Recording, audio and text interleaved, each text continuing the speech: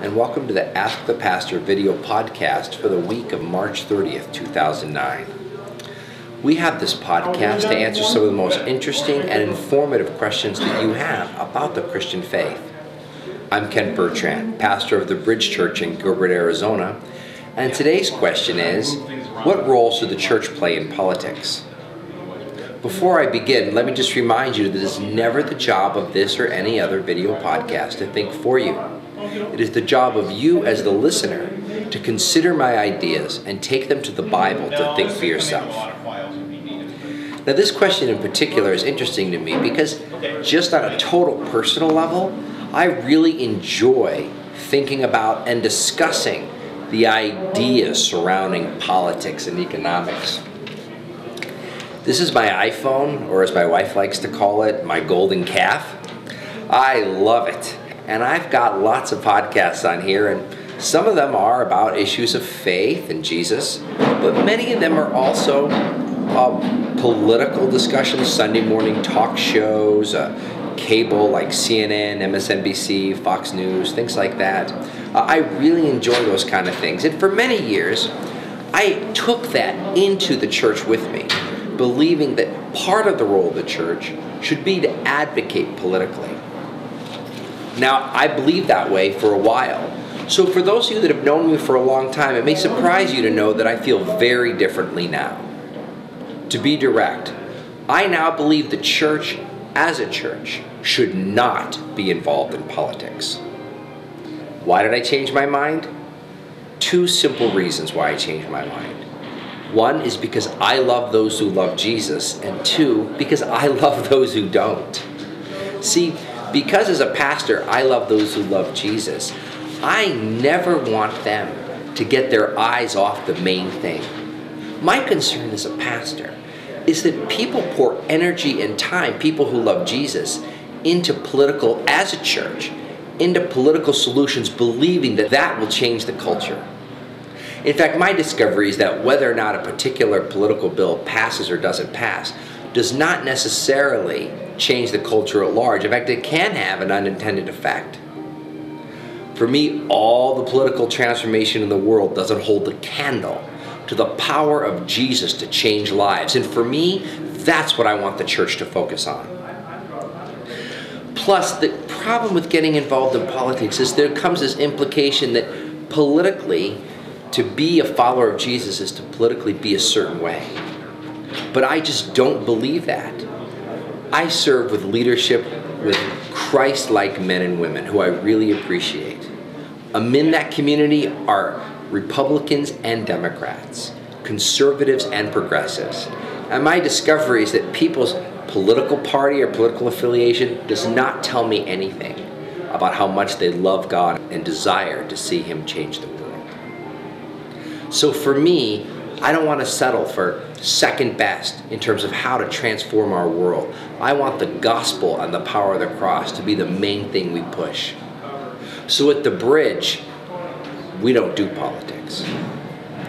Second, I don't want the church to be in politics because I love those who don't know Jesus at this time.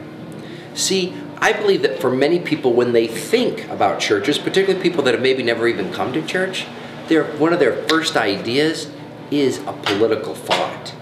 And I don't want that to get in the way of anybody coming to know God. See, just as I said, inside the community, people who love God are both Democrats or Republicans, progressives and conservatives.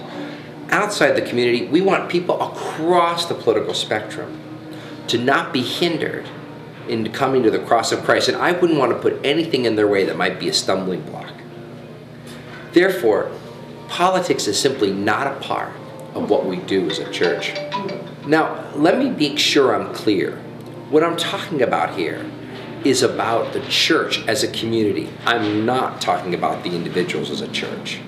Some of you are not agreeing with what I'm saying today or uncomfortable with what I'm saying, and that's great. I encourage you to go to Bridge Church Arizona on Facebook, the Bridge Church Arizona group, and put down your comments. I'm looking for both positive and negative responses to what I'm saying.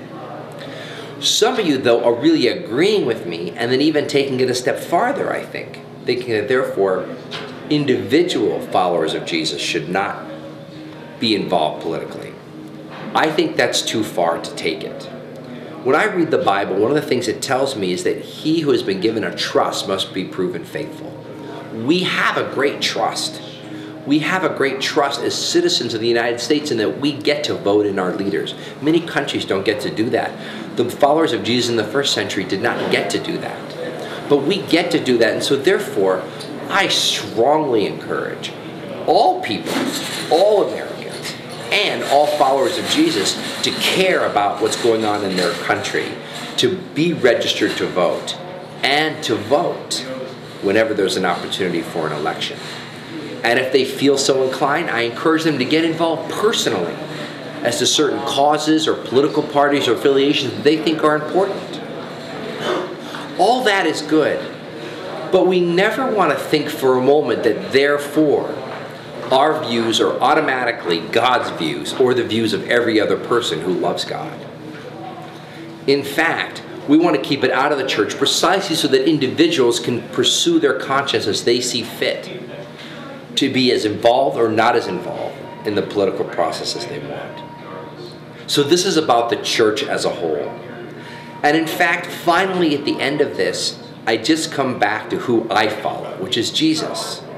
When I look at Jesus, he sought to transform the world, and he did. He turned the world upside down, and he didn't do it politically. Individuals can be involved politically. Individuals can even run for office. But as a church, we at the Bridge do not take any kind of political positions. Instead, we look for other cultural and social ways that we can make our community and our world transformed. First and foremost, by telling people of the love of God and the gospel of Jesus. This, of course, answers this question, but opens up many other questions that you may have. I want to encourage you once again to go to Bridge Church, Arizona, put your comments, agreeing or disagreeing, as well as put your questions for future editions of this podcast. For the Bridge Church, I'm Kent Bertrand. Thanks for listening.